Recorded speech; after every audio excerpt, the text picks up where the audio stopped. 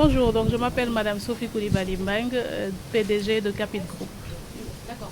Alors, la première question, quel état de lieu faire de la finance islamique au Sénégal? Alors, l'état des lieux de la finance islamique au Sénégal, aujourd'hui nous avons constaté que la finance islamique, ou en général l'économie islamique même, est un peu méconnue au Sénégal avec très peu d'acteurs, une seule banque islamique, quelques microfinances islamiques et la bourse financière islamique, pas connue du tout. Et les assurances islamiques Takafoul également sont un sujet que nous avons abordé aujourd'hui, mais qui n'est pas très connu.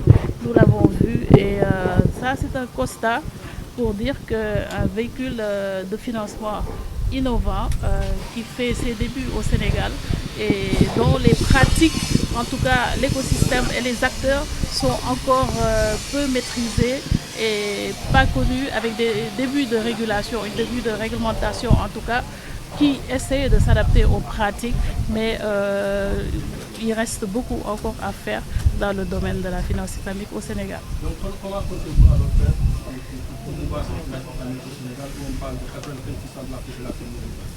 Bon, nous n'avons pas la prétention de promouvoir la finance islamique au Sénégal.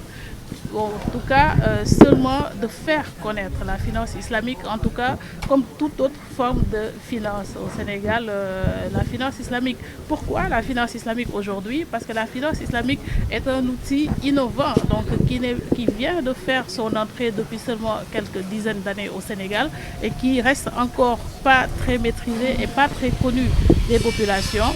Nous nous sommes dit, mais pourquoi ne pas vulgariser ces techniques de financement-là, surtout que les microfinances islamiques peuvent atteindre les couches les plus reculées, les couches les plus vulnérables de nos populations qui sont demandeurs, qui sont pour la plupart demandeurs de financement et qui ne maîtrisent pas vraiment les rouages de la finance conventionnelle.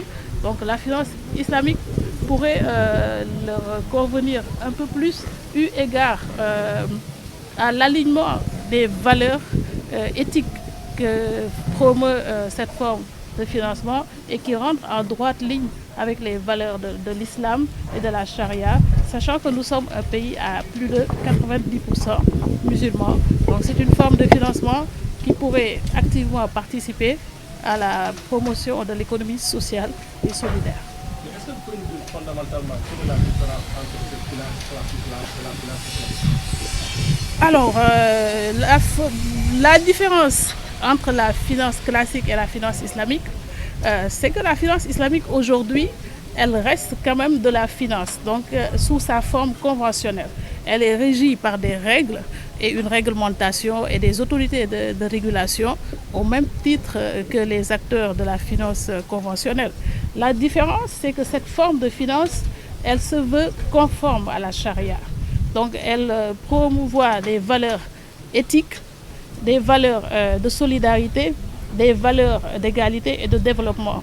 Donc sous sa forme d'application, elle s'interdit l'application d'intérêts, elle s'interdit l'application de secteurs d'activité prohibés par l'islam, le financement de secteurs d'activité prohibés par l'islam, et elle s'interdit également la spéculation.